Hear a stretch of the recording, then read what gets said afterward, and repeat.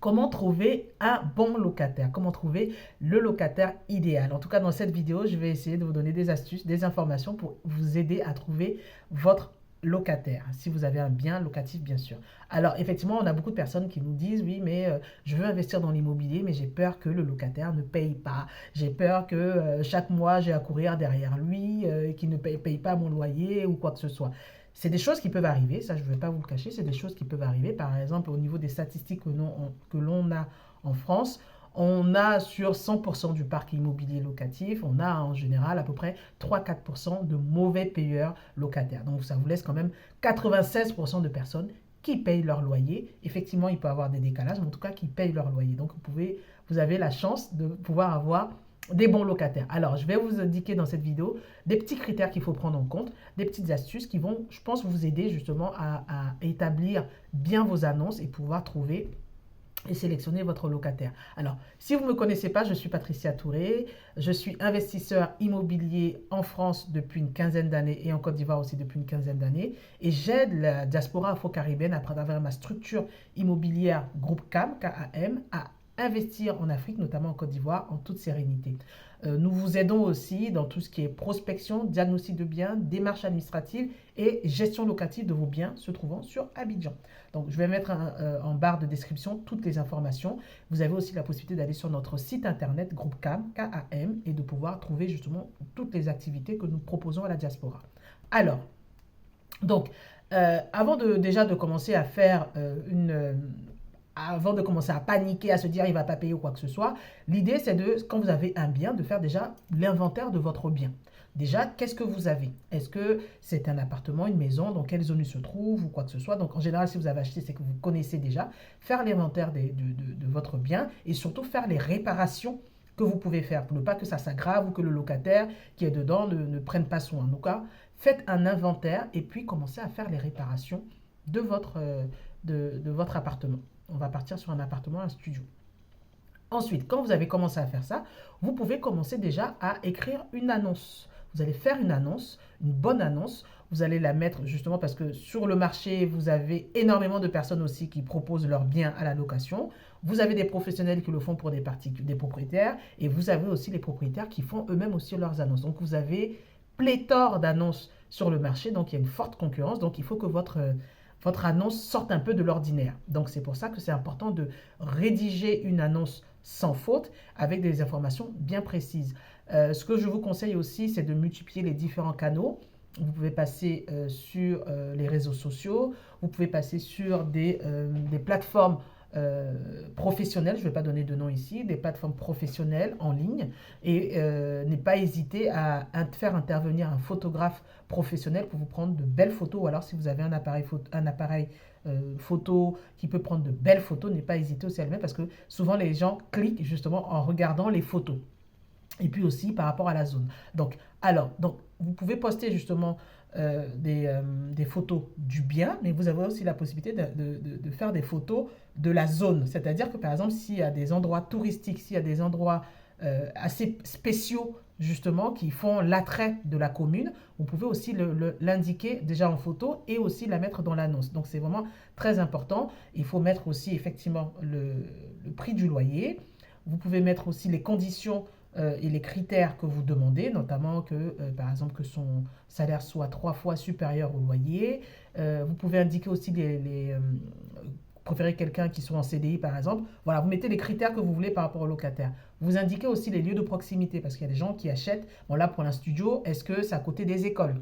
Parce que ça peut être un étudiant dont les parents vont payer l'habitation. Est-ce que c'est à côté d'écoles?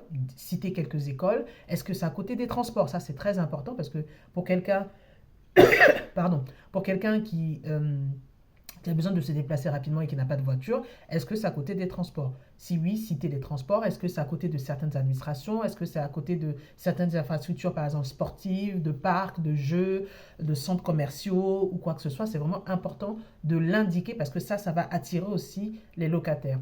Et en plus, vous pouvez aussi indiquer le type de cuisine que c'est, le type d'appartement, le revêtement du sol, des murs ou quoi que ce soit. Vous pouvez aussi indiquer s'il y a des ascenseurs ou pas. Est-ce qu'il y a un gardien, par exemple, dans l'immeuble? Est-ce qu'il y a un jardin potager? Est-ce qu'il y a une cour commune? Voilà.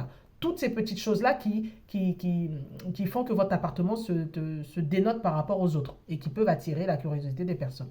Donc voilà ça. Et puis vous pouvez aussi marquer par exemple est-ce qu'il y a un jacuzzi ou pas. Donc ça peut être intéressant. Donc voilà, ça c'est au moment de l'annonce ce que vous faites. Donc le jour J arrive, vous avez eu plusieurs appels et plusieurs contacts, que ce soit par mail ou par SMS, par WhatsApp. Donc vous allez apprendre à connaître votre locataire.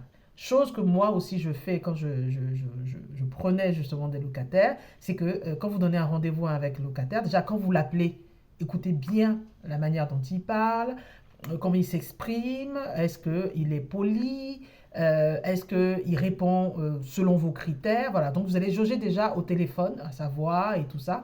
Ensuite, vous allez le rencontrer, vous allez venir faire visiter l'appartement, vous allez le voir. Déjà, une chose qui est très importante, est-ce que ce jour-là, il est à l'heure? Moi, quelqu'un qui n'est pas à l'heure, je ne prends pas. C'est personnel, c'est comme ça. Je ne prends pas parce que moi, quand je prends un rendez-vous avec quelqu'un, je fais tout pour être à l'heure. Si je ne peux pas être à l'heure, je préviens. Mais voilà, regardez si la personne vient à l'heure. Donc ça, c'est important.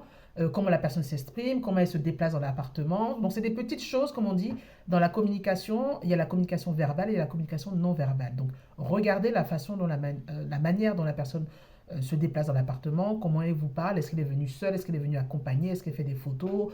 Profitez pour lui poser des questions sur sa carrière professionnelle, ce qu'il fait dans la vie, pourquoi il change d'appartement, comment ça se passe avec l'ancien bailleur. Tout ça, c'est des informations que vous pouvez avoir. Donc, profitez pour jauger un peu votre futur locataire.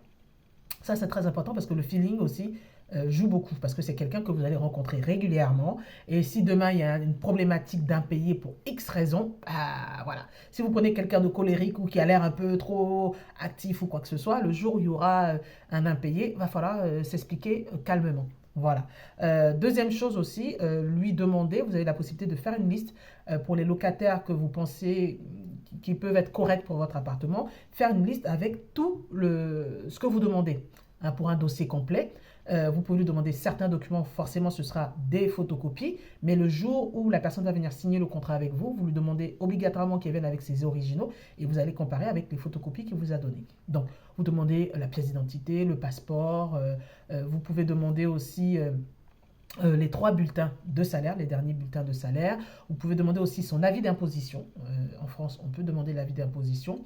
Vous pouvez aussi demander les 3 dernières quittances de loyer, c'est-à-dire que vous demandez soit les 3 dernières quittances de loyer disant qu'il a bien payé son loyer, ou alors, et en plus, l'attestation bailleur, c'est-à-dire une attestation faite par son ancien bailleur de bon payeur, c'est-à-dire que le locataire payait régulièrement son loyer. Donc ça, vous avez la possibilité de demander. Vous pouvez demander une copie de son contrat de travail, parce que si vous dites qu'il est salarié, donc il faut qu'il prouve qu'il est salarié. Vous demandez une copie de son contrat de travail. Vous pouvez demander aussi, comme je vous l'ai dit, l'attestation comment dire, de son attestation d'avis d'imposition. Et surtout, vous pouvez demander qu'il vous verse une caution. Et vous pouvez aussi demander, ou alors vous pouvez demander un garant. Un garant, c'est une personne qui va se porter caution pour payer le loyer en cas de défaillance du locataire. Donc ça, c'est important à demander sur la liste, à demander à votre locataire. Et puis s'il a des documents supplémentaires en plus, n'hésitez pas à lui demander et puis qu'il puisse le mettre vous-même, mettre directement dans le dossier. Et pour se protéger des impayés, vous avez la possibilité de demander soit un garant, comme je vous l'ai dit, par rapport au locataire, c'est-à-dire une personne qui va se porter garant pour payer le loyer à la place du locataire qui est défaillant. Et après, bon, entre eux, ils vont s'arranger pour savoir qui rembourse, enfin, comment rembourser. Mais vous, quoi qu'il arrive, vous devez vous garantir de ça. Vous avez la possibilité aussi de prendre une assurance auprès des assurances qui sont sur la place, une assurance garantie loyer impayé. En France, ça se fait régulièrement. En Afrique, on a des assurances qui le font, mais c'est très rare.